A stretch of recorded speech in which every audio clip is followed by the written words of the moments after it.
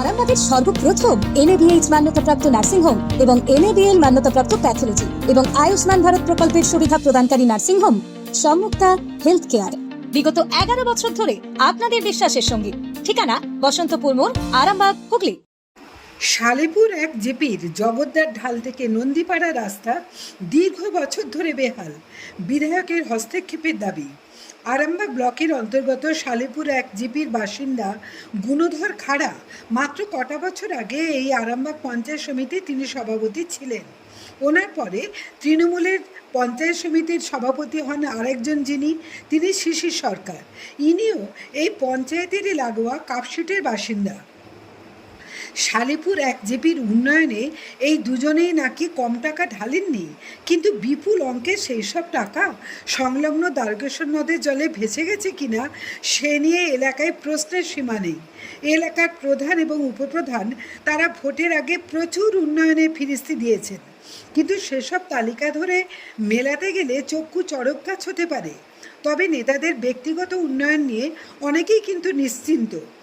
মানুষের জীবনযাপনে রাস্তা একটি প্রধান ভূমিকা রাখে, অথচ এই পঞ্চায়েতের জগদ্দার ঢাল থেকে নন্দীপাড়া রাস্তা যে দীর্ঘ বছর ধরে অবহেলিত হয়ে পথ চলার অযোগ্য হয়ে পড়ে আছে, প্রশাসনের কেউ তার খোঁজখবর রাখার দায়বদ্ধতাই দেখাননি।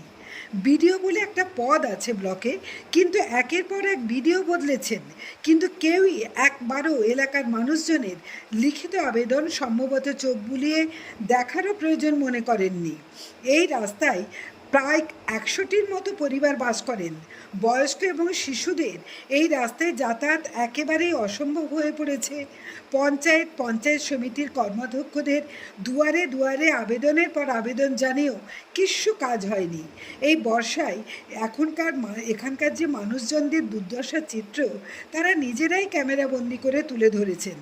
এলাকার ভুক্তভোগীদের আরামবাগ বিধায়ক হেমন্ত বাগের কাছে আবেদন, তিনি একবার এলাকার মানুষজনের যন্ত্রণা স্বচক্ষে দেখে যান এবং সহযোগিতার হাত বাড়িয়ে দিন। মানুষগুলো অন্তত বেঁচে যাবেন। আরামবাগ টাইমসের রিপোর্ট। আমরা সালেপুর এক গ্রাম পঞ্চায়েতের অধীন সালেপুর নন্দীপাড়ার হতভাগ্য জনগণ আমরা বলছি। পূর্বের পঞ্চায়েতে আমরা বহুবার স্বামী বিবেকানন্দ বলে একটা রোড আছে, জগদ্দার ঢাল থেকে বেরিয়ে এসে মোড়ল পুকুর থেকে একদম জলার একটা খাল গেছে, দেশ খাল, তার পর্যন্ত আছে। এই রাস্তাটার মধ্যে 400-500 মিটার রাস্তা, 500-700 মিটার রাস্তা একদম চলার অযোগ্য হয়ে গেছে। মানুষ সাইকেল মোটরসাইকেল তো দূরের কথা, সেইটা দিয়ে মানুষ পর্যন্ত চলাচল করতে পারছে না, এমন অযোগ্য হয়ে উঠেছে। একটা রাস্তার দুপাশে 1 হাঁটুর ওপর পর্যন্ত গর্ত। সেই গর্ত দিয়ে মানুষজনকে হেঁটে হেঁটে এই রাস্তা দিয়ে কাদা হাঁটু পর্যন্ত, জামা কাপড়ে যাবার সময় কাদা হয়ে যায়, সেই রাস্তার উপর দিয়ে যেতে হচ্ছে।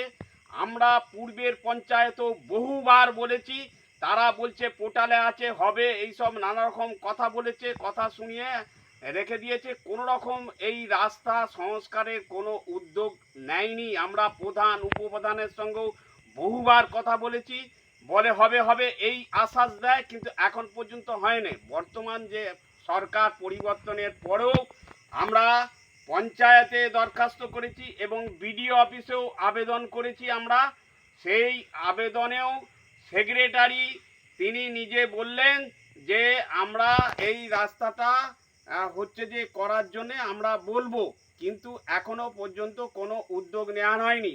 এবং আমরা যে বিডিও অফিসে দরখাস্ত দিয়েছিলাম তার 1 সপ্তাহ পর আমাদেরকে যেতে বলে, সেটা পিডিওকে দেয়। পিডিও স্যার বললেন যে এই রাস্তা ধরার ক্ষেত্রে আপনারা যে আবেদন করেছেন এই রাস্তাটা করার জন্যে, সেটা আমরা এই রাস্তা যাতে হয় আমরা যেখানে পাঠাবার সেই টেবিলে পাঠিয়ে দেবো, ওখানে যদি আলোচনা করে কাজটা হয়, তারা যদি সিদ্ধান্ত নেয় তাহলে হচ্ছে যে এই রাস্তাটি হবে এবং তার টাকা অ্যালটমেন্ট, এই সব বক্তব্য যে অ্যালটমেন্ট হলে তবে হবে, এই সব আমাদেরকে শোনায়। কিন্তু এখন এই বারবার বৃষ্টি হওয়ার ফলে সেই রাস্তাটা এমন খারাপ হয়ে গেছে যে সেই রাস্তা দিয়ে আমরা একদম চলাচল করতে পারছি না।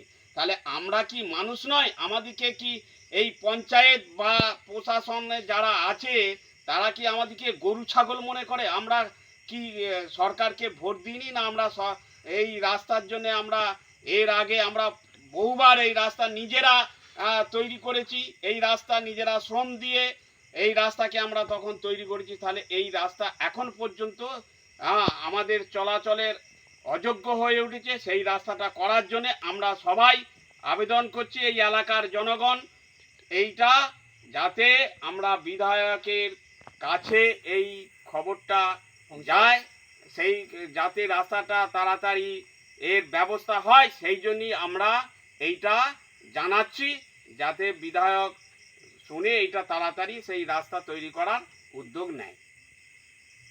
এইটা বিশ্বাস শুধু একটা শব্দ নয়, এটা একটা পরিবারের নিশ্চিন্ততার নাম। আপনার দুশ্চিন্তা আমাদের চিন্তার কারণ, তাই ভরসা রাখুন সম্মুক্তা হেলথ কেয়ারে। এবার আরামবাগে 24 ঘন্টা অত্যাধুনিক কার্ডিয়াক ক্যাথল্যাব। জ্যোতিষ জগতে অদ্বিতীয় ডক্টর অঞ্জন শাস্ত্রী, আপনার উজ্জ্বল ভবিষ্যতের একমাত্র দিশারি। Call for booking 7477886099 or log in www.anjanshastri.com। Download করুন আমাদের exclusive mobile app astro Anjan.